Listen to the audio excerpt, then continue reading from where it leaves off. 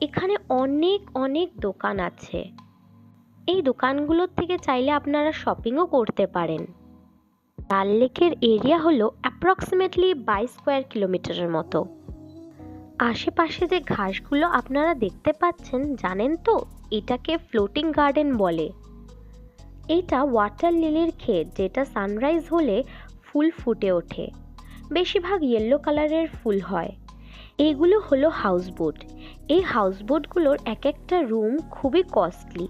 পাশে দেখতে পাচ্ছেন হাউসবোটের ওনারদের ঘর আর তাদের নিজস্ব বোট। দেখুন এখানে শিখারা বোটগুলো বানানো হয়। এগুলো হলো গাজর মূলোর ক্ষেত। মেডিসিনের দোকানও আছে। এখানে কি সুন্দর সুন্দর ড্রেস আপনারা দেখতে পাচ্ছেন। এখান থেকে চাইলে আপনারা শপিংও করতে পারেন, তবে শিখারাওয়ালাদের আপনাদেরকে একটা এক্সট্রা ওয়েটিং চার্জ দিতে হবে। দেখুন এটা হলো ওয়ালনাট উড দিয়ে তৈরি ফার্নিচার, যেটা খুবই কস্টলি। আমাদের দুটো শিখারা নেওয়া ছিল, তাই আমাদের দুটো শিখারা নিয়ে 1700 টাকার মতো অ্যামাউন্ট হয়েছে।